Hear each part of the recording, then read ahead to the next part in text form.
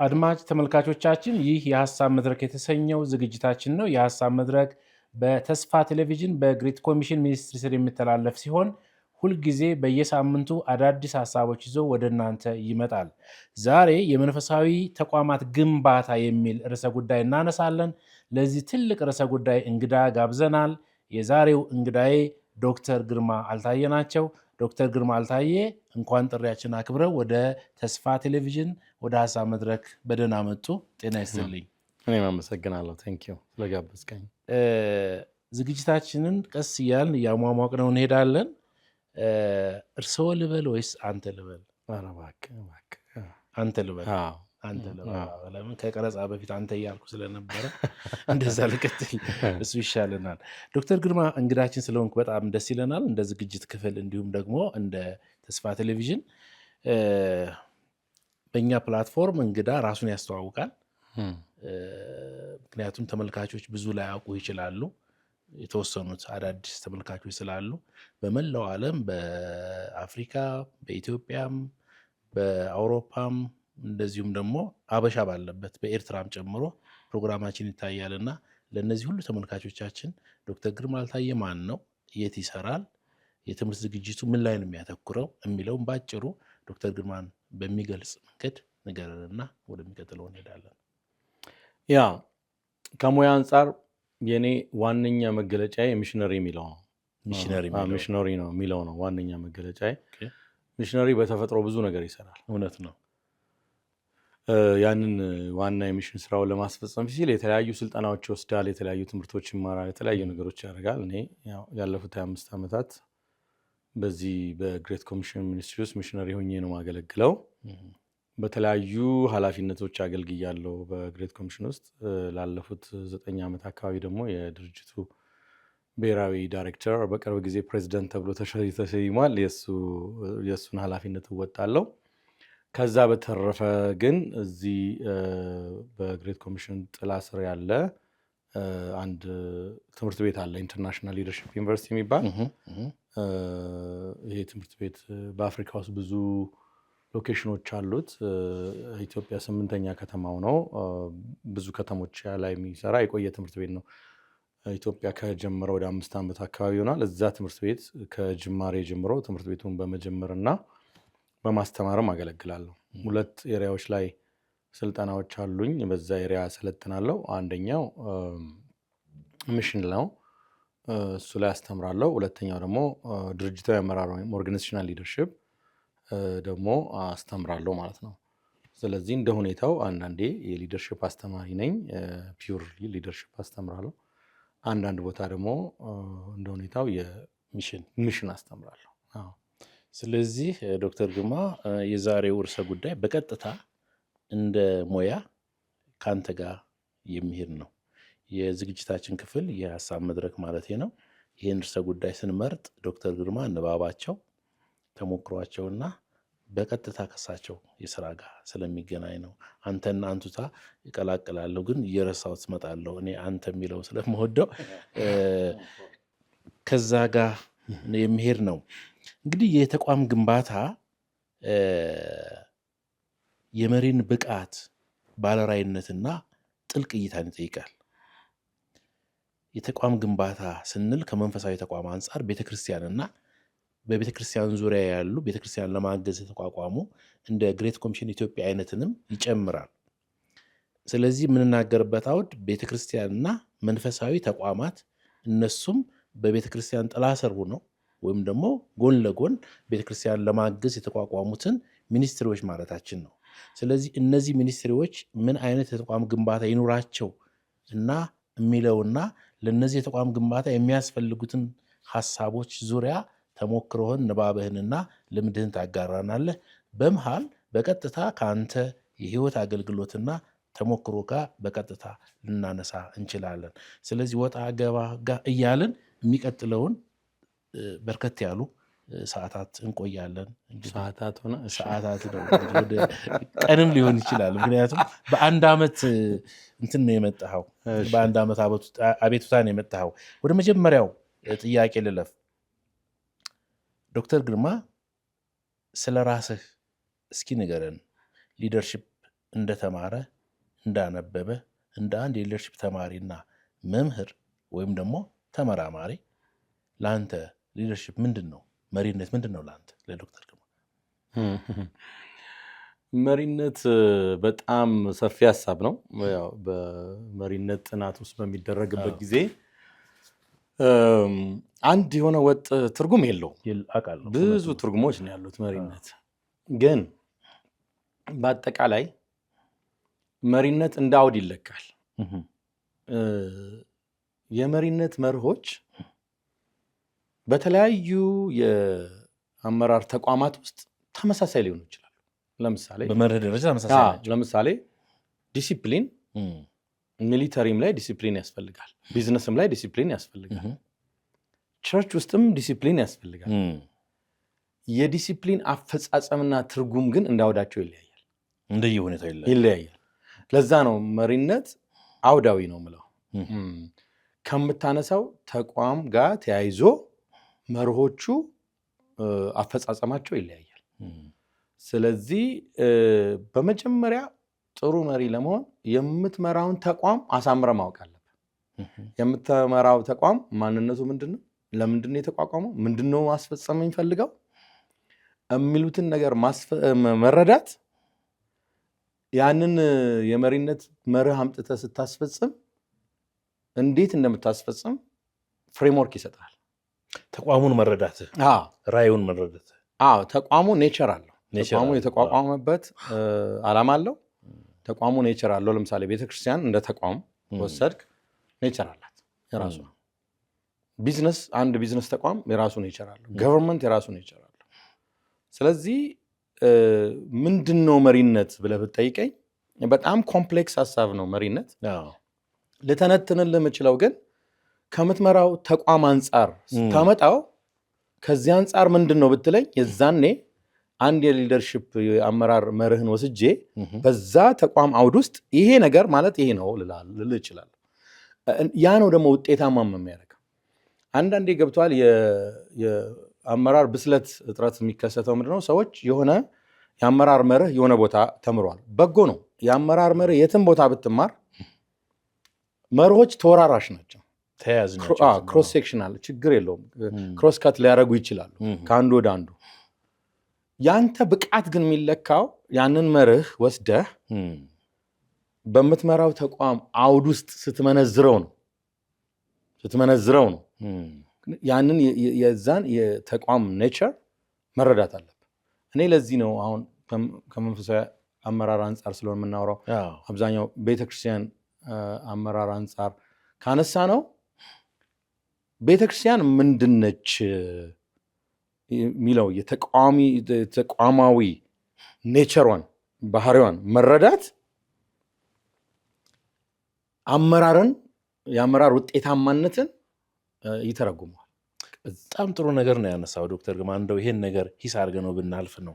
አሁን የምናወራው ስለ ቤተክርስቲያን ነው፣ የምናወራው ስለ መንፈሳዊ ተቋም ነው።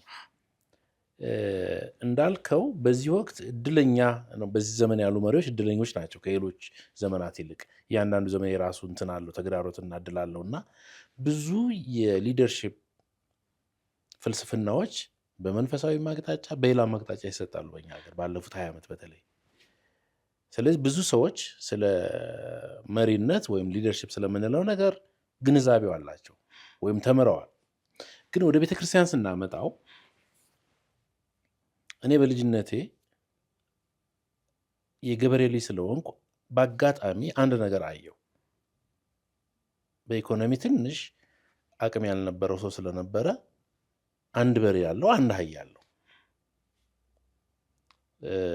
በአህያ ማረስ ይቻላል፣ ግን አህያና በሬን በጋራ ጠምዶ ማረስ ግን በጣም ከባድ ነው። አሁን ቤተክርስቲያን አካባቢ ሳይ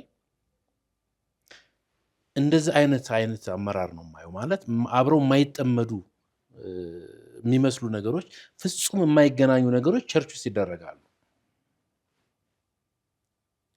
እንደ መንፈሳዊ መሪ እንደመሆንህና ብዙ ተማሪዎችንም እንደሚያሰለጥን እንዲሁም ደግሞ ትልቅና ግዙፍ ተቋም እንደሚመራ በኋላ ዝርዝሩን እንገባለን። የኢትዮጵያ ቤተክርስቲያን መሪዎች የሚመሯትን ቤተክርስቲያን በቅጡ ተረድተዋታል ብለህ ታስባለህ? የመጀመሪያው ግልጽ መልስ ነው። ከዛ ወደዛ ሄዳለሁ። አንዱ ትልቁ ክፍተት ያለው እሱ ጋር ነው። እውነቱን ለመናገር እኔ ያን ቤተክርስቲያናት ላይ የተጠራው አስተምራለሁ። አመራርን እስቲ የአመራር ስልጣን ይላሉ። ምን አይነት የአመራር ስልጠና ነው የሚፈለገው የሚል ጥያቄ ጠይቃለሁ። በመጀመሪያ አመራር እንዲገነባ የምፈልገው ቤተክርስቲያን ውስጥ ከሆነ ቤተክርስቲያን ማነች ብለን እንነሳ ነው የኔ ሁልጊዜ ስነሳ። the identity of the institution የተቋሙ ማንነት እሱን ዲፋይን ስታደርገው አመራር ቦታው ላይ ይመጣል። አለበለዚያ የተወሰነ ቦታ ያወቅኩትን መርህ አምጥቼ ቤተክርስቲያን ላይ ለመተግበር ስሞክር ችግር ይገጥመኛል። ስለዚህ የአመራር እውቀት አለኝ፣ ግን ጥራዝ ነጠቅ እውቀት ነው የሚሆነው፣ ብስለት የጎደለው እውቀት ነው የሚሆነው። ስለዚህ የቤተክርስቲያን አመራር ራሱን የቻለ ባህሪ ያለው የሚጀምረውም ቤተክርስቲያንን ከመረዳት ነው። ከዛ ደግሞ ጌታ ደግሞ ቤተክርስቲያኑን ለመምራት ያስቀመጣቸው የአመራር ስልቶችም አሉ። እነሱንም መረዳት ያስፈልጋል። በግልጽ ነው መጽሐፍ ቅዱስ የሚያስቀምጠው፣ እናንተ እንደ ዓለም አትመሩም ይላል። በዓለም ያሉ መሪዎች እንደዚህ ያደርጋሉ፣ እናንተ ግን እንደዛ አይደላችሁም ሲል ኮንትራስት ያደርጋል። አስምሮ ነው የሚነሳ። ኮንትራስት አድርገው ስለሚነሳ እኛ ታዲያ እንዴት ነው መምራት ያለብን የሚለውን እኮ መጠየቅ አለብን አይደል? የአሕዛብ መሪዎች እንዲህ ያደርጋሉ አለ አይደል? በእናንተ ዘንድ ግን እንዲህ ሊሆን አይገባም። ብዙ ናቸው እነዛ ነገሮች።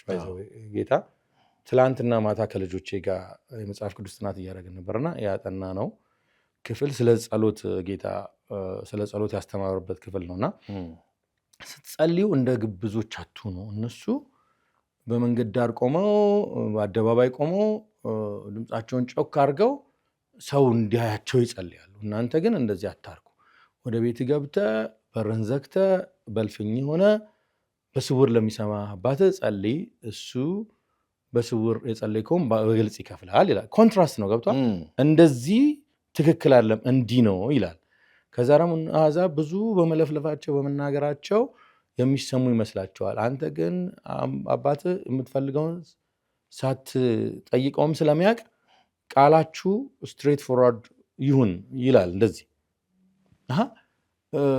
ጸሎት መርህ ሊሆን ይችላል ሁሉም ሪሊጅን ላይ። እዚህ ጋር ሲመጣ ግን እኔ የምፈልገው አይነት ብሎ ያስቀምጠዋል። አመራርም እንደዛ። ስለዚህ ለቤተ ክርስቲያን ተፈጥሮዋን የሚመጥን አመራር አለ። ያንን ማወቅ መቻል አለብን። አሁን ያን ምንድን ነው ብለህ ተንትን ብትለኝ ረጅም ሰዓት ነው የሚፈጅው። አቅጣጫ ነው ማሳዝ የምችለው። ስለዚህ ከትርጓሜው ስንነሳ አመራርን ልተረጉምልህ የምችለው ከአውድ አንጻር ነው። በጣም ሰፊ ኮንሴፕት ነው። በጣም ሰፊ ሀሳብ ነው። መርሆች ተወራራሽ ናቸው። አፈጻጸሞች ግን አውዳዊ ናቸው። የምን አውዳዊነት? ተቋማዊ አውዳዊነት። ተቋሙን በማወቅ ላይ ይመሰረታል አመራር ማለት ነው። ቴንኪዩ። እንደ አሁን ይህን የተቋም ግንባታ ላይ ስለሆነ የምናወራው ዶክተር ግርማ የተቋምን ግንባታ እንዴት ነው የሚያየው?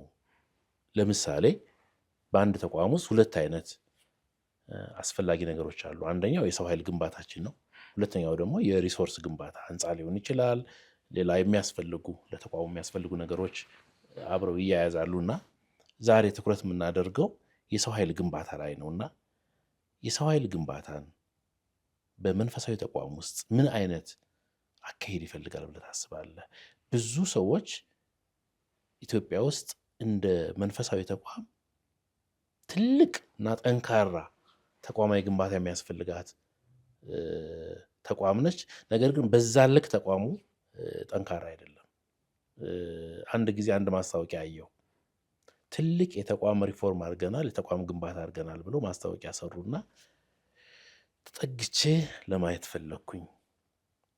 ሲሄድ ነጭ ቀለም ቤቱን ቀብተውታል እና ነጫጭ ሶፋ ገዝተዋል። ደስ ይላል እሱ በራሱ። ስለዚህ ለነዛ ወንድሞች የተቋም ግንባታ ነጭ ቀለም ህንፃውን መቀባትና ነጫጭ ሶፋዎች ማስገባት ነው። ተቋም የምንለው ወይም ደግሞ ይሄ ዋናው የሰው ኃይል አደረጃጀቱ፣ የሰውን ማብቃቱና ተያያዥ ጉዳዮች ብዙ ትኩረት አይሰጣቸውም። ከመንፈሳዊ አንጻር የተቋም ግንባታ እንዴት ነው የምታየው? ጉድ። በመጀመሪያ የተቋም ግንባታ ከሚለው ሀሳብ ልነሳ። እሺ፣ ዓለምን የሚለውጡት ተቋማት ናቸው። ኦርጋናይዜሽንስ ቼንጅ ዘ ወርልድ። ዓለምን ለመቀየር የተነሱ ሰዎች በሙሉ ተቋምን ያደራጁት። ተቋም ማለት ምን ማለት ነው? ተቋም ማደራጀት ማለት ምን ማለት ነው? ወይም ተቋም ራሱ ኦርጋናይዜሽን ማለት ምን ማለት ነው? ኦርጋናይዜሽን ማለት ኮሌክቲቭ ፓወር ማለት ነው። አብሮ መስራት ማለት ነው። ሰዎች አንድን ዓላማ ለማስፈጸም አብረን መስራት አለብን ብለው ዓላማ ኖሯቸው መተባበር ሲጀምሩ ኦርጋናይዜሽን ኤግዚስት ያደርጋል። በዓለም ታሪክ ደግሞ ሰዎች አብረው ሲሰሩ ነው፣ ሲተባበሩ ነው ለውጥ የሚያመጡት። ዓለም ላይ የምጠቅሳቸው ትልልቅ ለውጥ ያመጡ መሪዎች ተቋም አላቸው። ዓለምን የለወጠ ተቋም አላቸው። ጌታም ቸርች አላቸው። የመጣው ቤተክርስቲያን የምትባል የሱ የሆነች ተቋም ሊያቋቁም ነው። ተቋም ሲባል ላይ ኦርጋናይዜሽናል ሳይዱን ብቻ ነው። አንዳንድ ሰዎች ቤተክርስቲያን ኦርጋናይዜሽናል ነች ምናምን ሲል ትንሽ ቅሬታ አላቸው። እመጣበታለሁ። ሙሉ ለሙሉ አይደለችም ብሎ መከራከርም ትክክል አይደለም። ቤተክርስቲያን የራሷ ተፈጥሮ አላት። እሱ ውይይት ውስጥ ገና ስላልገባን ለጊዜው ኤግዘምት አድርገኝ አንደርስታንድ አደርጋለሁ። ግን ዋናው ማለት የፈለግኩት ምንድን ነው፣ ተቋም ግንባታ ማለት እንደ ቀላል ነገር መታየት የለበትም። ዓለምን የሚቀየረው በአጠቃላይ ዓለም የሚቀየረው ሰዎች ተቋም ሲያቋቁሙ ሲደራጁ ነው ማለት ነው። ኦርጋናይዜሽን ማለት ኦርጋናይዝድ መሆን ማለት ነው፣ መደራጀት ማለት ነው። ሌላ ትርጉም የለው። ካልተደራጀህ ዓለምን አታሸንፍ፣ ዓለምን አትለውጥም። ባይ ዘ ወይ የተደራጀ 1 ሚሊዮን ህዝብ ያልተደራጀ 100 ሚሊዮን ህዝብ ይመራል። ትክክል። if you are not organized አደረጃጀት ከሌለ ለውጥ አታመጣም። አይዲያ ሊኖር ይችላል። ያንን አይዲያ ወደ ማደራጀት፣ ሰው አብረው የሚሰሩ ሰዎችን ወደ መሰብሰብ፣ እነሱ የሚሰሩበትን ሲስተም ወደ መፍጠር፣ የሚሰሩበትን ኢንቫይሮንመንት ወደ መፍጠር ተቋም ማለት እሱ ነው። ስለዚህ የአመራር ብቃት ከሚገለጽባቸው መንገዶች ዋነኛው ተቋሞችን በማደራጀት አንተ ለትውልድ ትተህ የምትሄደው ሌጋሲ ጥሩ ተቋም ትተህ መሄድ ነው። ከአንተ በኋላ ይሰራል። አንዳንድ ሰዎች ትተዋቸው የሄዱ ተቋማት ለአመታት፣ ለ100 ዓመት፣ ለ200 ዓመት ይሰራሉ እነሱ ከሄዱ በኋላ። መልካም። ስለዚህ አሁን አንተ ቅድም ምን አልክ? ተቋም ላይ ሰዎች አሉ። ከዛ ደግሞ ሰዎቹ ደግሞ የሚሰሩበት ፊዚካል ኢንቫይሮንመንት አለ። እነዚህ ሁለቱ አሉ። ኦፍ ኮርስ እነዚህ ሁለቱ አሉ። ትክክል ነው። ሰዎች አሉ። ተቋም ሶሻል አስፔክት የሚባለው አለው። ተቋም ቤዚካሊ ሶሻል አስፔክት ነው። አሁን ለምሳሌ ግሬት ኮሚሽን የሚሰራበት ይህ ህንፃ አለ፣ የምንገለገልበት። ህንፃውን እኛንን የፈጠር ነው እንጂ ህንፃው እኛን አልፈጠረ ነው። ተቋሙ ነበረ፣ ከዛ ህንፃውን ወርኪንግ ኢንቫይሮንመንቱን ፈጠረ። ከዚህ ብንወጣም ይሄ ህንፃ ይሄ ኢንቫይሮንመንት በሆነ ምክንያት ከኛ እጅ ቢወጣ ሶሻል አስፔክቱ ከቀጠለ ማንፓወሩ ሌላ ቦታ ሄደን ተደራጅተን መቀጠል እንችላለን። እስቲ ተቋም መሆኑ ይቀጥላል። መቀጠል እንችላለን። ስለዚህ ቤዚካሊ ተቋም በሶሻል አስፔክቱ ላይ ይመሰረታል፣ በሰው ላይ ይመሰረታል። ግን ተቋም ደግሞ ይሄኛውም አስፔክት አለው። ፊዚካል ኦርጋናይዜሽን ይባላል። ሶሻል ኦርጋናይዜሽን፣ ፊዚካል ኦርጋናይዜሽን። ፊዚካል ኦርጋናይዜሽን የራሱ ሳይንስ አለው። አደረጃጀት የራሱ ሳይንስ አለው። አንድ እንትን ሲሰራ እኮ ለምሳሌ የአንድን ድርጅት ማንነት እኮ ይናገራል እኮ። ለምሳሌ አሁን አንተ እዚህ ከተማ ውስጥ ትልቁ ህንፃ ንግድ ባንክ ህንፃ ነው። ህንፃውን ስታይ ስለ ንግድ ባንክ ምን ይነግራል? ትልቅ የፋይናንስ ተቋም መሆኑን ይነግራል። ከሌሎቹ እዛ አካባቢ አሁን ፋይናንሻል ዲስትሪክት የሚባለው ጋር ነው የተሰራው። ሁሉም ትልልቅ ህንፃ ሰርተዋል። ንግድ ባንክ ትልቅ አድርጎ ነው የሰራ፣ አገዘፈው። ሌሎቹ ትንሽ እንዲመስሉ አደረጋቸው። ዳስ ፊዚካል ኤንቫይሮንመንት ኦርጋናይዝድ መሆን አደረጃጀት የራሱ ሳይንስ አለው። ግን ሶሻል እና ፊዚካል ብቻ ኦርጋናይዜሽንን አይመሩም። ኦርጋናይዜሽኑ የተቋቋመበት ፐርፐዝ ኦብጀክቲቭ የሚባለው ነገር አለ፣ ወይም ራዕይ የሚባለው እሱም ነው። ከሁለቱም በፊት የሚቀድመው ራዕዩ ነው፣ የተቋሙ ራዕይ ነው። አዎ፣ በራዕዩ ስር ነዋ ሰውን የምትሰበስበው፣ ለራዕዩ ማስፈጸም ነዋ እንትኑንም የምታቋቁመው። ስለዚህ መጀመሪያ የሚጀምረው ላይክ ኦብጀክቲቭ ይባላል፣ ዓላማ።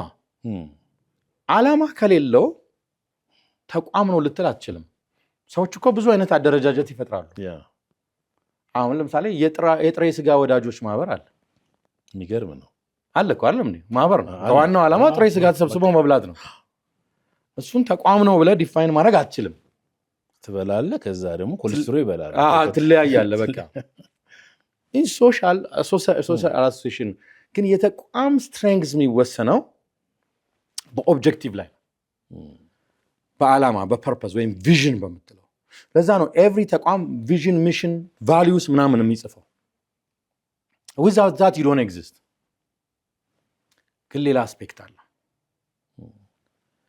ቪዥን፣ ሚሽን፣ ቫሊዩስ ምናምን በየጊዜው መታደስ አለባቸው። ሬሌቫንስ የሚባል ነገር አለ። የዛሬ 50 ዓመት ያወጣው ቪዥን፣ ሚሽን ወይም ደግሞ አሰራር ለዚህ ዘመን ይመጥናሉ። ስለዚህ ተቋምን ተቋም የሚያሰኘው ሌላው ነገር ራሱን እየፈጠረ እንደገና እየፈጠረ ሪኖቬት እያደረገ ኢኖቬቲቭ ሊደርሺፕ አለው ወይ? ገብቷል? የዛሬ 50 ዓመት የዛሬ 100 ዓመት እንዲህ ነበር የተቀበልነው። የስ ያንን የተቀበልነውን አሰራር ለዘመኑ በሚመጥን መቀየራ ቤተክርስቲያንም ቢሆን። ቴንክ ዩ ዶክተር ግርማ፣ በጣም ጥሩ ነገር እየሰጠህን ነው። ተመልካቾች፣ ይሄ የሀሳብ መድረክ ነው በግሬት ኮሚሽን ተስፋ ቴሌቪዥን። ጥሩ ሀሳቦች እያነሳን ነው። ተከታተሉ። ሼር እንዲሆን ለሌላዎች እንዲደርስ ሼር አድርጉት። ጥያቄ ቢኖራችሁ በሀሳብ መስጫ ላይ ያስቀምጡልን። አንድ ጥሩ ነገር አነሳ። ስለዚህ አንድ ጥያቄ ላንሳ። ቀጣይ ጥያቄ፣ ተቋም ለሚቀጥለው 50 ዓመት ወይም ካንተ በኋላ መቀጠል አለበት በትክክለኛ ዓላማ ላይ ከተመሰረተ። ከዚህ ተነስቼ ተሞክሮ እንድታካፍልን፣ አንዳንድ ደግሞ ትንሽ ከፕሪንሲፕል ጠጋ ልበል ወደ አንተ። እስካሁን መርሆችን እያነሳን ነው። አንተ የምትመራው በፕሬዚዳንትነት ግሬት ኮሚሽን ሚኒስትር ኢትዮጵያ የት ደርሶ ማየት ትፈልጋለህ ካንተ ኋላ? ያ እንግዲህ የት ደርሶ ማየት የምፈልገው ነገር በሁለት ነገሮች ላይ ይመሰረታል። አንደኛ ከዚህ በኋላ ኦርጋናይዜሽኑ ኤግዚስት ሲያደርግ ሲቀጥል በሚፈጠረው ኤክስተርናል ኢንቫይሮንመንት ላይ ይፈጠራል። ያ ኤክስተርናል ኢንቫይሮንመንት ዲፋይን ያደርገዋል። ድርጅቶችን ኢንቫይሮንመንት ኢንፍሉዌንስ ያደርጋቸዋል። ኢንቫይሮንመንትን ደግሞ ድርጅቶች ኢንፍሉዌንስ ያደርጋሉ። ኢንቫይሮንመንት ላይ ነው አካባቢው በከፍተኛ ሁኔታ የምትኖርበት ኢንቫይሮንመንት ዓለም ማለት ነው። ሚሽን ፊልድ በከፍተኛ ሁኔታ ሲቀያየር አንተም በከፍተኛ ሁኔታ መቀየር አለብህ። እመጣበታለሁ ይህን ማለት ምን ማለት እንደሆነ ገብቶኛል። አንደርስታንድ አድርጌያለሁ ዶክተር ግርማ። ይሄ እንዳለ ሆኖ እስኪ ወደፊት የዛሬ 50 ዓመት ልመጣልህ ነው። እሱን እኔ ዲፋይን አላረግም ነው እያልኩ ያለሁት። ለምን መሰለህ? እሱን እኔ ግሬት ኮሚሽን እንዲቀጥል የምፈልገው የያዘውን ከጌታ የተቀበለው የኛ ለምሳሌ የወንጌል ተቋም ነው። ምንድን ነው የምትመኘው ብትለኝ የዛሬ 50 ዓመት ግሬት ኮሚሽን የወንጌል ተቋም ሆኖ ሲቀጥል ማየት ነው የምፈልገው። እንዴት ነው የሚቀጥለው ብትለኝ እዛ ሲደረስ ነው የሚታወቀው። ስለዚህ እኔ ኃላፊነት ምንድን ነው? ከኔ የተሻሉ ክሪኤቲቭ መሪዎችን መፍጠር ነው። ለዘመኑ የሚመጥኑ መሪዎችን መፍጠር ነው። ለምሳሌ ግሬት ኮሚሽን 45 ዓመት ዘንድሮ 45 ዓመቱ ነው። የ45 ዓመት ተቋም ነው። ማዘር ሚኒስትሪ ወደ 70 ዓመት ምናምን አልፎታል። ይሄ ግን ኢትዮጵያ ውስጥ እኛ ከጀመረን 45 ዓመታችን። ፕሮግሬሳችንን ባለፈው ልክ 45ኛ ዓመታችንን ስናከብር ሰለብሬት ስናደርግ ነበር። ከየት ተነስተን የት ደረስን? መጀመሪያ ለምሳሌ ግሬት ኮሚሽን እዚህ ሀገር ሲጀምር በደርግ ጊዜ በኮሚኒስት ዘመን የጀመረው አንደርግራውንድ። የዛን ጊዜ ዋነኛ ዲማንዱ የነበረው አንደርግራውንድ የነበረችውን ቤተክርስቲያን ማሰልጠን ነው። እሱ ላይ ነው ኢንጌጅ ያደረገው። ከዛ ልክ መንግስት ሲለወጥ በተነጻጻሪ የሃይማኖት ነፃነት ሲፈቀድ ምንድን ነው እኛ በጣም የታወቅንበት ነገር የኢየሱስ ፊልም ፕሮጀክት ያ ትልቅ ቴክኖሎጂም ነበረ፣ ትልቅ አቅም ነበረ። ከዛ እሱ ደግሞ ገብቷል። እሱን ይዘን እየሄድን የኢየሱስ ፊልም ፎሬቨር ይዞን ሊቀጥል አይችልም። ምን መጣ? የተለያዩ ዘመቻዎችም አድርገናል። ዘመቻ ፊልጶስ፣ ዘመቻ የጽድቅ ፀሐይ። በኮንቴክስቱ በጣም ይፈለጉ ነበር እነዚህ ነገሮች። ግን ሁልጊዜ ዘመቻ እያልክ መቀጠል አልችልም። በኮንቴክስቱ በጣም ይፈለጉ ነበር። ከዛ ደግሞ የቤተክርስቲያን ተከላ ውስጥ ገባ። ጂሰስ ፊልም ስፍራውን ለቤተክርስቲያን ተከላ አገልግሎት ሰጥቶ አሁን ትልቁ አገልግሎታችን ቤተክርስቲያን ተከላ። እሱ ላይ ብቻ አይደለም የቆየ ነው፣ በየጊዜው ነው እየጨመረ ነው ሄዱ። ከዛ የቤተክርስቲያን ተከላም በራሱ አቅጣጫዎች ራሱን ኢኖቬት አድርጓል። የፈጠራቸው ነገሮች እንመጣበታለን። ቆይ ልመጣልህ ነው። ጥያቄን ልመለስልህ። ይህን እንደ ምሳሌ አንስቼ ነው ያንተን ጥያቄ መመለስልህ። ከዛ ወዴት መጣን? ከዛ ወደ ዲጂታል ዘመን ገብቷል። ዲጂታል ሚዲያ ለምን ህዝቡ ወደ ዲጂታል እየገባ ነው? ህዝቡን የምታገኘው ዲጂታል ላይ ያ ነው። አሁን ምን ዲፋይን እያደረገ መጣ? ድሮ ጂሰስ ፊልም ዲፋይን የሚያደርግ አሁን ሚዲያ ዲጂታል ስትራቴጂስ ዲፋይን እያደረጉን መጣ። ከዛ ምን ዲፋይን እያደረገን መጣ? አሁን በቅርብ ጊዜ ደግሞ ሊደርሺፕ ዴቨሎፕመንት። ለምን ቁጥር በዝቷል፣ የአመራር ችግር አለ። ስለዚህ አንድ ተቋም ቅድም እንዳልኩ ነው ራዕይ አለው። የት ይደርሳል የምትለው በዛ ዘመን በሚደርስበት ዘመን ለሚመጥን ስትራቴጂ ዴቨሎፕ የሚያደርጉ መሪዎች ሲኖሩት ነው። ስለዚህ የኔ ሮል ምን እንዲሆን ነው የምትፈልገው ላልከኝ ጥያቄ እኔ ወንጌል የሚሰብክ ሆኖ ጌታ እስኪመጣ ድረስ እንዲቀጥል ነው። ያን ለማድረግ ብዙ እኮ ወንጌል ለመስበክ የተነሱ ድርጅቶች ያልሆነ ነገር ውስጥ ገብተዋል። በጊዜ ሄደ ያልሆነ ነገር ውስጥ ገብተዋል፣ ወይም ደግሞ ከማርኬት ወጥተዋል። አሁን ሚሽን ፊልድም ባይዘው በጣም ኮምፒቲቲቭ ነው፣ ውድድር ላይ ነው ያለው። ውድድር አለበት ሚሽን ፊልድ። ምክንያቱም ሰዎች ሮንግ የሆነ ነገር ሊቀስሙ ይችላሉ። አንዳንድ ቦታዎች ላይ ለሚሽን የተነሱ ተቋማት እኮ እየተዘጉ ነው። ትልልቅ ዋጋ የተከፈለባቸው ተቋማት እየተዘጉ ነው ያሉ። ለምን? ሬሌቨንት አልሆነም ለትውልዱ ማለት ነው። ስለዚህ ያኔ የኔ እንትን የሚመሰረተው የሚቀጥለው መሪ የሚቀጥለው አመራር ያንን የማስቀጠል አቅሙና ለዘመኑ የሚመጥን ደግሞ ስትራቴጂ ይዞ በመምጣቱ ላይ ነው ይሄ ተልእኮ የሚቀጥለው። ስለዚህ እኔ አሁን ባለሁበት ሁኔታ በእግዚአብሔር ፊት መጸልየውና ማዘጋጀት ያለብኝ ነገር ምንድን ነው? ሚሽኑንና ኮምፒተንት መሪዎችን ማዘጋጀት። በጣም ትክክለኛ ነገር ነው። ወደምፈልገው መስመር መጣ። በጣም ወድጄዋለሁኝ። ጥሩን ነገር እያነሳን ነው። ሁለት ነገር አንስተህልኛል። ደግሜ እዛው ነገር ላይ ላቆየ። አንደኛው ትክክለኛ መሪዎችን ማምጣት የሚለውን እሱን ነጥብ ያዘልኝ። ሁለተኛ ትክክለኛ ስትራቴጂ። እሺ ከስትራቴጂው ልነሳ። ምክንያቱም ይሄ ፕላትፎርም የመሪዎች ፕላትፎርም ነው። እንደምታውቀው የሀሳብ መድረክ ከመሪዎች ጋር የምናወራው ነው፣ ለመሪዎች ነው የምናወራው። ስለዚህ ብዙ ሰዎች ከዚህ ተምረው ራሳቸውን ለማገዝ፣ ቤተክርስቲያናቸውን ለማገዝ፣ ተቋማቸውን ለማገዝ ትልቅ ነገር ያገኙበታል። እንደ ወዳጅም ጥሩ ሪሶርስ ስላለ ጥሩ ነገር እየሰጠህን ነው። ከስትራቴጂ አንጻር የሚቻል ከሆነ አሁን አንተ የምትመራው ግሬት ኮሚሽን ኢትዮጵያ የስንት ዓመት ስትራቴጂ አለው? በጣም ጥሩ ስትራቴጂ። በዚህ ምን ይባላል መሰለህ፣ በዚህ በከፍተኛ ሁኔታ በሚለዋወጥ ዓለም ውስጥ ስትራቴጂ ድሮ የ10 ዓመት የ15 ዓመት የ20 ዓመት ይዘረጋ ነበር። አሁን የ10 ዓመት የ15 ዓመት ስትራቴጂ መዘርጋት አትችልም። ብትዘረጋውም ቢኖርህም ቶሎ ቶሎ ሪቫይዝ መደረግ አለ። ለምን? ዓለም በከፍተኛ ሁኔታ እየተቀያየረ ስለሆነ። ድሮ እኮ ሊውልህ አንድ ዕቃ ስትገዛ ረጅም ጊዜ እንዲያገለግል ነው የምገዛው። ለምሳሌ ፊሊፕስ የሚባል ዕቃ ነበር። ለምን? ብዙ ዓመት ስለሚሰራ ነው። አሁን እንደሱ አይነት ነገሮች እየቀሩ መጥተዋል። መኪኖቹም ቀለል ተደርገው ነው የሚሰሩት። ሁሉም ለምን? ታይም ኢዝ ቼንጂንግ፣ ቴክኖሎጂ ኢዝ ቼንጂንግ። ስለዚህ ስትራቴጂም ተራማጅ ነው መሆን ያለበት። እና አሁን ግሬት ኮሚሽን ለምሳሌ በዚህ ዓመት የ5 ዓመት እየሰራ ነው ስትራቴጂ ማክሲመም ነው እሱም ልንሰራ ግን የ5 ዓመቱ በየዓመቱ ሪቪዥን ያስፈልገዋል። ለምን ለዛሬ 5 ዓመት ይሆናል ብለን የሰራነው ነገር የዓለም ነባራዊ ሁኔታ ሲቀየር ቶሎ ብሎ ሪቫይዝ መደረግ አለበት። ስትራቴጂን በተመለከተ አንድ ጨከን ያለ ስቴትመንት መናገር እፈልጋለሁ። ምን መሰለህ ሰሞፋስ አንዳንዶቻችን ስትራቴጂያችን የሞተ ነው። we are riding on a dead horse የማይሰራ ስትራቴጂ ላይ ነው እየሰራን ያለ ነው። ስለዚህ ምን መሆን አለብን? በቃ ራሳችንን ቻሌንጅ ማድረግ አለብን። ብሩታሊ ኦነስት መሆን አለብን። የማይሰራ ነገር አይሰራም። እግዚአብሔር በትላንት አይሰራም፣ በቃ ያቆማል።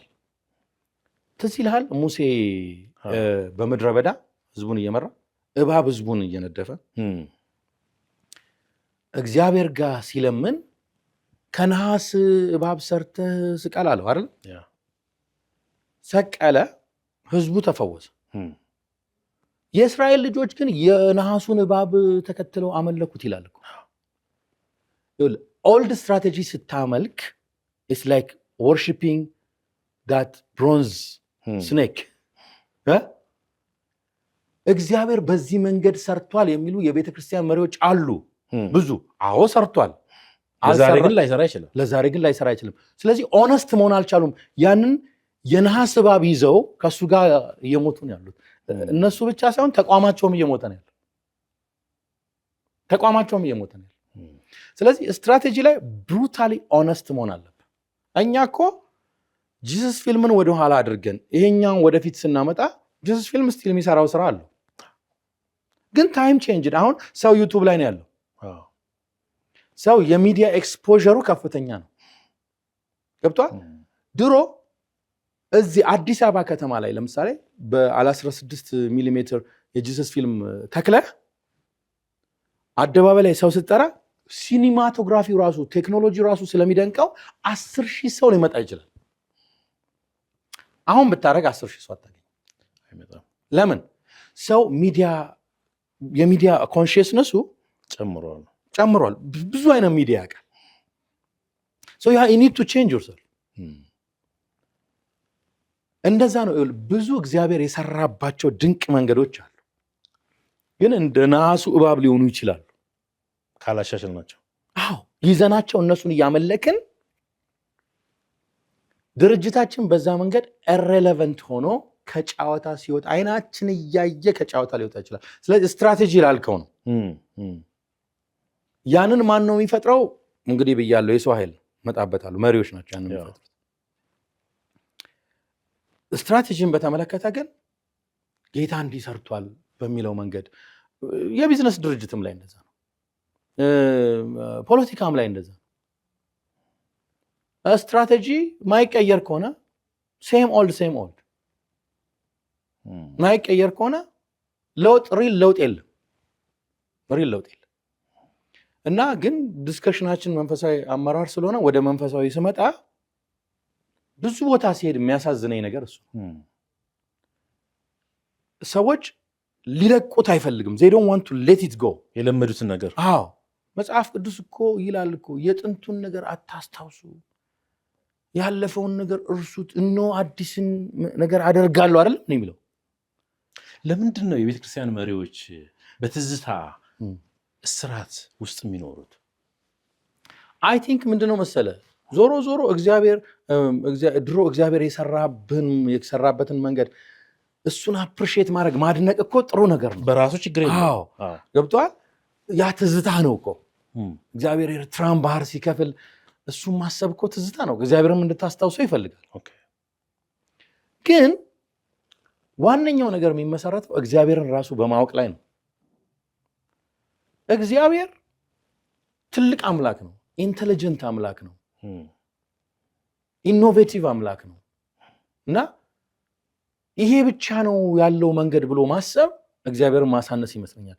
ስለዚህ ሰው ስለ እግዚአብሔር ካለው እይታ ጋር ይገናኛል።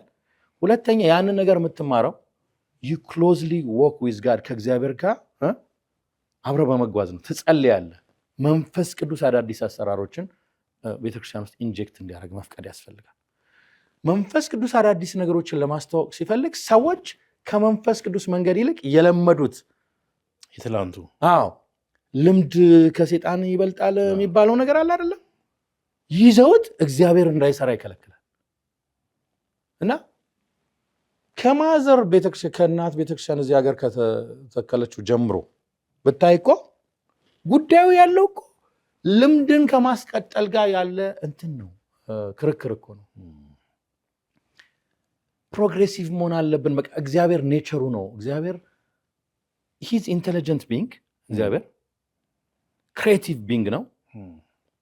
አሰራሮቹ በከፍተኛ ሁኔታ ይቀያየራል። ራሱ እግዚአብሔር ይሄ ለእግዚአብሔር ያለ ምልከታ ምልህ ምንድን ነው? ይሄ ኦልድ የሆነ ቦታ ላይ ስታክ ያደረገ አምላክ አድርጎ ማሰብ ትልቁ ስህተት ነው። ይሄ ዓለም የእሱ ዓለም ነው። ቤተክርስቲያን ከዓለም ጋር ወክ እንድታደረግ ይፈልጋል። ነገሮች በከፍተኛ ሁኔታ መቀየር አለባቸው፣ ግዴታ ነው። ያለበለዚያ ብዙዎቻችን ቤተክርስቲያን አትሞትም ብለን እናስባለን። በተቋም ሳይንስ ምንድነው? ተቋም ይወለዳል፣ ያድጋል፣ ይሞታል። ቤተክርስቲያን አትሞትም ብለን የምናስብ ሰዎች አለን። እኔ ዲፈር አደርጋለሁ። ቤተክርስቲያን ትሞታለች። ሎካል ቸርች ማለት ነው። ሎካል ቸርች ትሞታለች። የኢየሱስ ክርስቶስ ቤተክርስቲያን ዩኒቨርሳል ቸርች አትሞትም። ሎካል ቸርች ግን ትሞታለች። እየሞተች እያሳየች ሙታም ታውቃለች። እየሞተች ነው። ለምን ነው የሞተችው? ለኮሚኒቲው ሬሌቨንት አትሆንም። ያ ምንድን ነው? የስትራቴጂ ኢሹ ነው። የስትራቴጂ ጉዳይ ነው። ትላንት የህዝብ ማህበረሰቡን የደረስንበት መንገድ ዛሬ አይሰራም። ዛሬ ግድ መቀየር አለብን። ብዙ ጊዜ እንግዲህ ቼንጅ ሊደርሽፕ ማለት እሱ ነው። አዳዲስ ስልትን ይዞ መጥቶ ለውጥን ማስተዋወቅ። ለውጥን ስታስተዋውቅ ድሮ ኦርጋናይዜሽን ውስጥ ያሉ ሰዎች ያ እነሱ የፈጠሩት መንገድ ስለነበረ አዲሱ አመራር መጥቶ ያን ነገር ገለል ማድረግ ሲጀምር እነሱን የነካቸው ይመስላቸዋል። አንዳንድ ሰው ከነሱ ጋር ያገናኙ። ሌጋሲን አትንካ የሚሉ ሰዎች አይተናል። እኔ እዚህ ድርጅት ውስጥ ቅድም ብያለሁ፣ ምን እንዲሆን ነው የምትፈልገው ብትለኝ የወንጌል ሌጋሲ እንዲቀጥል ነው እንጂ የምፈልገው የግርማ ሌጋሲ አይደለም። ወንጌል እስከቀጠለ ድረስ የሚቀጥለው ትውልድ መጥቶ ያለውን ነገር አፍርሶ እንዲሰራው መፍቀድ አለብን። ማዝነው ከወንጌል መስመር ውጭ ከወጣ እንትን የዛኔ ከኦብጀክቲቭ ከተልኮ ወጣ ነው። ቴንኪው በጣም። እስኪ አሁን ወደ አመራር እንምጣና እዛ ጋር የተያያዙ ነገሮች ስለማነሳ ነው። ግን የአመራሩን እንዳለ ያዘልኝና እኔም አረሳ። ግን ከስትራቴጂ አንጻር እንደ አንድ ነገር አንስቼ ልለፍ። ወደ ግሬት ኮሚሽን ሚኒስትሪ ከመጣሁ 1 ዓመት አልፎኛል። ኦልሬዲ ምንድነው የሚባለው ኦልሞስት ስታፍ ነኝ እኔ። በዚህ ትልቅ ፕላትፎርም እያገለገልኩ ነው ከሚኒስትሪው ጋር እና በዚህ ደስተኛ ነኝ። ጥቂት ግንዛቤ ነው ያለኝ። ስለዚህ ጥያቄ በጣም ግልጽ ካልሆነ ከግንዛቤ እጥረት ታያይዘዋል። ከትኩረት አንጻር አንዳንድ ጥያቄዎች ላንሳ። ዝም ብዬ ከማየው 4 ዳይሬክተሮች በስራ አሉ። በ4ቱ ዳይሬክተሮች ስር ምናልባት ወደ 20 የፕሮግራም መሪዎች ያሉ ይመስለኛል። ሊያንሱ ሊበዙ ይችላሉ ቁጥሩ። ግሬት ኮሚሽን በጣም ትልቅ እንቅስቃሴ ውስጥ ነው ያለው። ትልቅ የተለያዩ ኃላፊነቶች አሉ። አንዳንዶቹ ፕሮግራሞች ወይም አንዳንዶቹ የዳይሬክተር ቢሮዎች ራሳቸውን ተቋም መሆን የሚችሉ ናቸው ከዓላማቸው አንጻር፣ ከሚሰሩት አንጻር፣ ከእንቅስቃሴ አንጻርና ይሄ ከውጤታማነት አንጻርና በተወሰነ ነገር ትኩረት አድርጎ ውጤታማ ከመሆን ተጽዕኖ ከመፍጠር ስል ያው ተጽዕኖ 2 አይነት ሊሆን ይችላል። በጎ ተጽዕኖ፣ ሌላም ተጽዕኖ አለው። ግን ከበጎ ተጽዕኖ አንጻር እንዴት ነው የምታየው? አንድ ትረት ልጨምርልህ። እኔ ብዙ ትረት አልችልም፣ ግን አንተን ለማውራት ስፈልግ ይችን ትረት ከኪሴ ነው ጽፌ ነው ያመጣኋት። ትረቱ ብዙ የሚያበሳጭ እንትን እንዳይረብሽ 10 ያሳደደ 1 አይዝም ይላል አባቶች ተረቱ። አልበዛም ወይ አንተ የምትመራው? በጣም ጥሩ። ከውጤታማነት አንጻር ጥቂት ነገር ላይ ትኩረት ማድረግ ለምን አልፈለጋችሁም? ይህን ሁሉስ ማድማት ይቻላል ወይ? እስኪ ትንሽ ሀሳብ ስትበት። 10 ያሳደደ 1 አይዝም አላል? 1 ሆኖ 10 ካሳደደ ነው። 10 ሆኖ 10 ካሳደደስ መልሱ ውሃ ስለሚያስጠጣ ከዛ መለሳል ዋድ ጠጣ። ምክንያቱም ተዘጋጅተህ የጠበቅከው ምክንያት ከአንተ ጋር አልተዘጋጀሁም። አሁን አንተ የነገርከኝን አንድ ሆኖ 10 ካሳደደ ትክክል ነህ። ኦልሬዲ እኮ ብልሃል። እነዚህ ሰፍተዋል ነው ያልከኝ። ሰፍተዋል። አብሮ ነው ስትራቴጂው ከሰው ኃይል ጋር አብሮ ነው የሰፋው እንጂ ጥቂት ሆነን አልተበታተንም። እሺ በጣም ጥሩ ነው። ወድጄዋለሁ። በቃ ተረቱ የኔ ተረት አልሰራ አዲስ ማድረግ አለብኝ። አልሰራ ማለት እኔ ጥሩ ተረት ማግኘቴ ነበር ለመከራከሪያ እንትን እንዲል አግኝተኛል ሐሳቡን። እሱ ላብራራለን ከሰጠኝ ጊዜ እባክህ። የኛ ዋነኛ ድርጅታዊ ዓላማችን በኢትዮጵያ ውስጥ ታላቁ ተልእኮ እንዲፈጸም መርዳት ነው። አንድ ነው በቃ ዓላማችን። ኦርጋናይዜሽናል ፐርፐዝ የሚባለው ታላቁ ተልእኮ እንዲፈጸም መርዳት ነው። ግሬት ኮሚሽን የሚባለው ነገር እንዲፈጸም መርዳት ነው። ማንን ነው መረዳው? ቤተክርስቲያናትን፣ የተማሪ ህብረቶችን፣ የሙያ ማህበራትን፣ የተለያዩትን እነሱ አካባቢ መርዳት ነው። ከዛ ሁለተኛ ደግሞ ምንለው አለ። ያንን ስንሰራ ማስፈጸሙ ስንገባ ሚሽናል ጋፕ አናሊሲስ የሚባል አለ። ብዙ ሰው ማይሰራበት ፊልድ፣ ክፍተት ያለበት ፊልድ የሚባለው ሚሽናል ጋፕ አናሊሲስ ምንለው ይሄ ፊልድ ከፍተኛ ክፍተት ያለበት ፊልድ ነው የምንለው። በየጊዜው ሚሽናል ጋፕ አናሊሲስ እንሰራለን። በየጊዜው ትሰራላችሁ? ምንም ነገር ከመጀመራችሁ በፊት?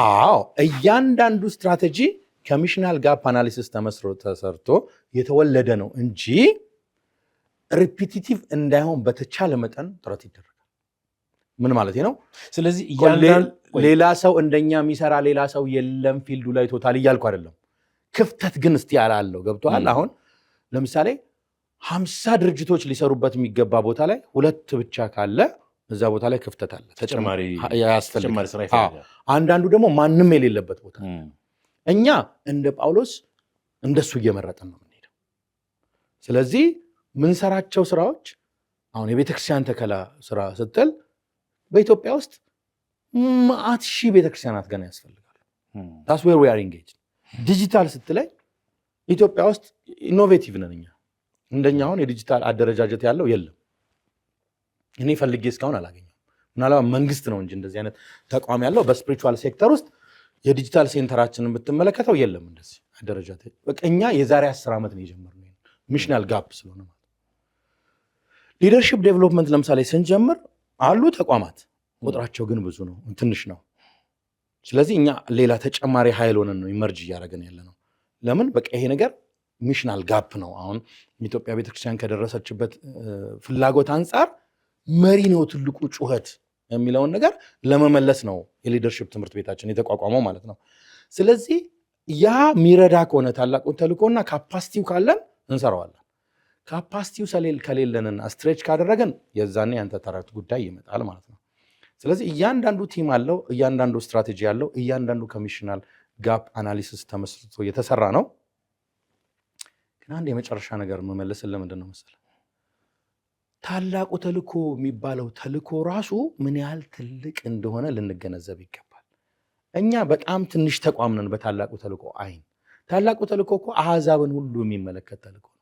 ታላቁ ተልእኮ እኮ ሰዎችን እያንዳንዱን ኢንዲቪጁዋል በኢትዮጵያ ውስጥ ለምሳሌ በወንጌል ያልተደረሰ 90 ሚሊዮን ህዝብ አለ ነው። ከ90 ሚሊዮን በላይ አሁን ወደ 130 ምናምን ሚሊዮን አይደለንም? ወደ 100 ሚሊዮን ህዝብ ገና በወንጌል ኢትዮጵያ ውስጥ አልተደረሰም። ሚሽኑ ትልቅ ነው። ኢትዮጵያን ብቻ ስትመለከት የኛ ተቋም እኮ ጠብታ ነው በዛ ውስጥ። እና ተልእኮውን ስታየው፣ ተልእኮውን ስፋት ስታየው እኛ ትንሽ እንደሆነ ታውቃለህ። በጣም ትንሽ ነው። እኔ ግሬት ኮሚሽን እንዲሆን የምፈልገው እንደሆነ ታውቃለህ፣ በኢትዮጵያ 100 ከተሞች ውስጥ የተደራጀ ቢሮ ያለው አሁን እኔ ባለው፣ በሚቀጥለው ደግሞ 200 ከተሞች ውስጥ ሊሆን ይችላል። የሚቀጥለው ትምህርት ኖ ቪዥን ትንሽ ነው 500 ከተማ ነው ሊለኝ ይችላል። አሁን እኛ 10 ከተማ ላይ ነው ያለነው። እነሱም የክልል ከተሞች ናቸው አብዛኞቹ። አሁን ለምሳሌ አማራ ክልል ሄደ ባህር ዳር ላይ ቁጭ ብለህ እስቲ አማራ ክልልን አስበው። ደሴ እኮ ቢሮ የለንም፣ ጎንደር እኮ ቢሮ የለንም፣ ደብረ ብርሃን እኮ ቢሮ የለንም። ምኑን ነው እየደረስን ያለ ነው? እየደረስን እኮ አይደለም ያለ። ስለዚህ ተልእኮ እኮ ትልቅ ነው። ኦሮሚያን ተመልከት እስቲ ምን ያክል ሀገር እኮ ያክል ሪጅን ነው። የት ነው ያለነው? 2-3 ከተሞች ላይ ነው ያለነው። በጣም ትልልቅ ከተሞች ልንደርስባቸው የሚገቡ አርባን ሴንተርስ አሉ። ስለዚህ ጋፑ ተጠንቶ ነው ፕሮግራሙ የተጀመሩት የሚለው ያስኬደናል። ጋፑ ተጠርቶ ነው የተጀመረው። ታላቁ ተልእኮም ትልቅ ነው። ከዚህ በላይ ማደግ አለብን። ለዚህ የሚበቃ የሰው ኃይል አደረጃጀት አለን። ዛሬ ለምንሰራው አለን። በቃ እሱን እንውሰድ። ቴንክ ዩ በጣም በቂ ማብራሪያ አግኝቻለሁ። ግን ደግሞ አንድ ምልህ ከኛ ለምሳሌ ግሬት ኮሚሽን ኢትዮጵያ ውስጥ ካሉ አነስተኛ ከሚባሉ ድርጅቶች አንዱ ትልልቅ ተቋማት እኮ አሉ። ትልልቅ አሁን ለምሳሌ ቻሪቲ ኦርጋናይዜሽን ቢሆንም እንደሆነ ወርልድ ቪዥንን ተመልከት። የኛ 10 እጥፍ እኮ ናቸው። ገና እነሱ ማደግ አለብን ብለው እየሰሩ ነው ያሉት። ገና ትልቅ መሆን አለባቸው ኢትዮጵያ ለመድረስ እና እኔ ከተልኳችን አንጻር ገና ትንሽ ነን ባይ ነኝ። ጥሩ ሀሳብ ነው ያነሳው። አይ ቲንክ እንግዲህ ቻሌንጅን በቻሌንጅ መልሽ ይላል። ከዛ በኋላ እንትኑን ፕሮሰስ ማድረግ ያንታላል። አይ ከዚህ በላይ አላረገው። ኦልሬዲ የሚፈለገው አክቹዋሊ በቻሌንጅ እንደማልችል አውቃለሁ፣ ግን የምችለውን ያክል ለመሞከር ነው እንጂ የኔ ጥያቄ ዋናው ምን ያክል አድምተን እንሰራለን የሚለውን ነው የኔ ጥያቄ። አይ ቲንክ በቂ ምላሽ አግኝቻለሁ። ተመልካቾችም ከዚህ ያተርፋሉ፣ ሌሎችም ከዚህ ተሞክሮ ያገኛሉ። ወደ ባይዘወይ አንድ ነገር ጨምሬ ለመሄድ ወደሚቀጥለው የሚታጠፉ ፕሮግራሞች በየጊዜው አሉ። ምንሰረዛቸው ብዙ ፕሮግራሞችን የተወሰነ ጊዜ ከሰሩ በኋላ ኢፌክቲቭነሳቸው ሲቀንስ እናጥፋቸዋለን። ሁሌ ዝም ብሎ እያግበሰበስን እንሄዳለን ማለት አይደለም። እናጥፋቸው። አሁን እነዚህን አዲሱን አደረጃጀት የፈጠርነው የዛሬ 4 ዓመት አካባቢ በጣም ዳይናሚክ ድርጅት። ስለዚህ አሁን አዲሱ ስትራቴጂ ሲያልቅ የሚታጠፉ የሚጨመሩ ይኖራል። እንደዛ ነው የምንሄደው። ምንም ችግር የለም። የምፈልገው ይሄን ነው። የኔው ትልቁ የልብ ጩኸት ተቋማት ውጤታማ እንዲሆኑ፣ የተቋማት ውጤታማነት የቤተክርስቲያን ውጤታማነት ነው፣ የሀገር ውጤታማነት ነው። በተለይ ደግሞ እንደ ግሬት ኮሚሽን አይነት ትልቅ ተቋም ምናልባት ሌሎች በተለያየ ነገር ትልቅ ሊሆኑ ይችላሉ፣ ግን እኔ እስከማውቀው ድረስ በሚሽን እንቅስቃሴ አይ ቲንክ ግሬት ኮሚሽን የሚያክል የለም። ነገ ራሱ ግሬት ኮሚሽን ከዚህ በላይ ሊያድግ ይችላል፣ ወይም ደግሞ ሌሎች ተቋማት ከዚህ በላይ ሊመጡ ይችላሉ። እሱም ምኞታችን ነው። ግን አሁን ባለው ሁኔታ ግሬት ኮሚሽን ፋና ወጊ ነው። ይሄ ተቋም ከዚህ በላይ ውጤታማ እንዲሆን እንደ ዝግጅት ክፍልም እንደ ግለሰብ የኔ ምኞት ነው። ደግሞ ትንሽ ወደ አንተ ደግሞ ላምጣው፣ ከተቋም ላውጣውና እንዳይሰለች፣ ከዛ ወደ ተቋም እንሄዳለን። በእግዚአብሔር መለኮታዊ ጥሪ ወደ መሪነት እንደመጣ አገልጋይ ቅድም አንተ የተወሰነው መልሰህልኛል። እግዚአብሔር ሻይ ስንጠጣም ያነሳውልህ ነበር። ወደ አውሮፓ፣ ወደ አሜሪካን፣ ወደ ላቲን አሜሪካን፣ ወደዛ ዶክተር ግርማን ሽፍት ቢያደርግ ቢፈልግ ወደ ጋምቤላም ሊልከው ይችላል። የተጠራ ሰው ጠሪውን ነው የሚከተለው። ቅድም ነካክተዋል። ወደዛ እንድትመለስ ፈልጌ ነው። በአንተ ልክ ወይም ከአንተ የተሻለ ግሬት ኮሚሽንን ሊመራ የሚችል ሰው በማዘጋጀት አንጻር ምን ያክል ተሳክቶልኛል ትላለህ? በጣም ጥሩ ጥያቄ ነው የጠየቀኝ። ያው የመሪ ዝግጅት ቅድም ስለነካካ ነው። የመሪ ዝግጅት ያለው መሪ ኃላፊነት ነው። ራሱ መሪው የሚዘጋጀው መሪም ኃላፊነት ነው። አንተ ለምሳሌ ልጅ ትወልዳለህ አይደለ? ልጅህን ጥሩ ወላጅ ልትሆን ትሞክራለህ። ትራይ ማድረግ የምትችለውን ሁሉ ታደርጋለህ። አንዱ ልጅ ጥሩ ሆኖ ያድግልሃል። አንዱ ያንተ ማለት አይደለም፣ ነባራዊ ሁኔታ ነው። አንዳንዱ ልጅ ጥሩ ሆኖ ያድጋል። አንዳንዱ ልጅ ደግሞ የፈለገ ጥሩ ነገር ተደርጎለትም ደግሞ ሚስቢሄቭ ደግሞ ያደርጋል። ሁሉን ነገር ከወላጃዊነት አንጻር ብቻ አይታሰርም ማለት አይደለም። ኢንቨስት ከሚደረግበት ልጅም አንጻር ኃላፊነት የተተኪው መሪ ኃላፊነት አለ። ስለዚህ እኔ በተቻለ መጠን የራሴን ኃላፊነት መወጣትና ሶስተኛና ዋነኛ አካል ደግሞ አለ እግዚአብሔር። መሪ የሚጠራ ሁሌ እግዚአብሔር ያሳድግም እግዚአብሔር። አንዳንዴ ያለ ሰዎች እርዳታም እግዚአብሔር መሪ ያሳድጋል። በምድረ በዳ መሪ የሚያሳድግበት ጊዜ አለ። እግዚአብሔር ያው በሰዎች በኮሚኒቲ ኮንቴክስት መሪዎች እንዲያድጉ ይፈልጋል። መጽሐፍ ቅዱሳዊ ሞዴሉም ያሳየን እሱ ነው። ግን እንደ ፍልስጤም ምድርም ሄዶ ያደገ ዳዊት አለ ሳውል ስላባረረው እንጂ እግዚአብሔር ሳውል ቤተ መንግስት ውስጥ ነበር እንዲያደግ የፈለገው። ግን ሰውየው የቅናት መንፈስ ስለነበረበት ደጋግሞ ሊገለው ሊያሳድገው አልፈለገም። ስለዚህ ወጥቶ እዛ አሳደገው እግዚአብሔር። ስለዚህ እግዚአብሔር አለ መሪን የሚያሳድግ የሚጠራ አለ። አንድ ባለድርሻ ነው እሱ። አዎ። ስለዚህ እነዚህ ተተኪው አለ። እነዚህን ሶስቱን ኮምባይን አድርገን እናያቸው። ስለዚህ እኔ ጥያቄ ነው የመለስልህ ከአንተ አንጻር ምን እያደረክ ነው የሚለው። ከኔ አንጻር የመጀመሪያ መሪ ሌላ መሪ እንዲያደግ ከሚያደርገው ነገር አንጻር እንዲሰራ ስፔስ መክፈት ነው። እንደዚህ ንቃርጌ ይዤ ነገሮችን አለቅ ካልኩ ነገሮችን አሰራሮችን ማላሳይ ከሆነ በሮችን ማልከፍት ከሆነ እድሎችን ማልሰጥ ከሆነ ያ መሪ ቤት በኩል ያድጋል። ስለዚህ መጀመሪያ ማደርገው እኔ like I follow empowerment strategy ሰዎች empowered እንዲሆኑ ማብቃት። በቃ እንትን ማብቃት የሚለው የሆነ like ስልጠና በመስጠት ብቻ ሳይሆን እድሉ እንዲኖራቸው ከኔ ጋር ኮሊደርስ እንደሆኑ አውቄ የሚመሩበትን ስፔስ መፍጠር ነው ትልቁ ነገር። የሚጫወቱበትን ሜዳ ሜዳውን መልቀቅ አለ። ከዛ እዛ ሜዳው ላይ ነው ኦብዘርቭ የምታደርጋቸው። ሲጀምር ሲጫወቱ ሜዳው ላይ ኦብዘርቭ ታደርጋቸዋል። ማን መሪ እንደሆነ ታውቃለህ። ማን የትኛው ጋር መስተካከል እንዳለበት፣ ማን ፕሮሚሲንግ እንደሆነ ማን ፕሮሚሲንግ እንዳይደለ ሜዳው ላይ ሲጫወቱ ነው የምታየው። ስለዚህ የመጀመሪያ ነው የማደርገው ሜዳውን ሰጣለሁ። ለምሳሌ ይሄ ሴክሽን የሚመራበት አመራር አለ። እኔ አሁን እዚህ ሴክሽን ጋር ምን ያህል ጊዜ ስመጣ ታየኛል? እኔ እናንተ እኮ የተገናኘ ነው ከስንት ጊዜ በኋላ? ከ1 ዓመት ከ6 ወር። ሴክሽኑ የሚመራ ሰዎች አሉ። እኔ የምቆጣጠርበት መንገድ አለኝ ነገር ከመስመር እንዳይወጣ። ግን ኦልሬዲ የሚመሩ ሰዎች አሉ። ይህንን ከጀርባ ሆኜ ነው የምመራው እንጂ እያንዳንዱ ነገር ውስጥ ምናምን አልገባም።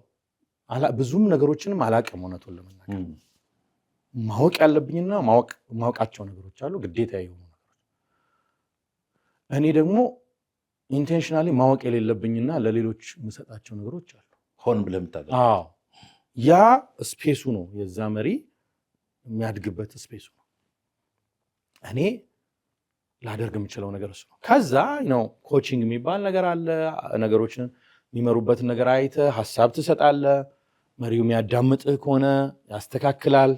ከዛ ፎርማል ትሬኒንግ አለ። ትሬኒንግ እሰጣለሁ። እኔ የተማርኩትን የሊደርሽፕ እንትኖች መጽሐፍቶችን ከማካፈል ትሬኒንጎችን ከመስጠት ጀምሮ በአመት ሁልጊዜ የሊደርሽፕ ትሬኒንግ ሴሽን አለኝ። አስተምራለሁ፣ አሰለጥናለሁ። በቃ አንዱ ለዚህ ድርጅት እኔ ኮንትሪቢዩት የማደርገው በማስተማር አስተምራለሁ። ደግሞ ትልቅ አቅም ነው። አሰለጥናለሁ፣ አስተምራለሁ በሱ ማለት ነው። ሌላው ከሀገር እንዲወጡ ሌሎች ድርጅቶችን እንዲያዩ ኤክስፖዠር ሰጣለሁ። ያሉ ስብሰባዎችን እኔ ብቻ አልጓዝም። በቃ ሁሉ እዚህ ሀገር ይጓዛሉ ልጆቹ፣ ትራቭል ያደርጋሉ። ሊሄድ ብትል ሁሉንም ዘግተህ መሄድ ትችላለህ። ግን ይጓዛሉ፣ ትራቭል ያደርጋሉ፣ ኤክስፖዝድ ይሆናሉ። ሌሎች ድርጅቶች ያሉ አገር ውስጥም ያለ ስብሰባ የሆነ ኤክስፖዠር እኔ የግድ መሄድ የለብኝ። አንደኛ አንድ ሰው መሆንም አትችልም፣ አግባብነት የለውም። ሁለተኛ መሪዎችንም አያሳድግም። ስለዚህ እኔ ለራሴ የምወስደውን ወስጄ ለሌላው ደግሞ አሁን እኔ ለምሳሌ ካለፈው ከመስከረም ጀምሮ ከዚች ሀገር ወጥቼ አላውቅም። እስከሚቀጥለው ምናልባት ሚያዝያ ምናምን ግንቦት ድረስም እቅድ የለኝም።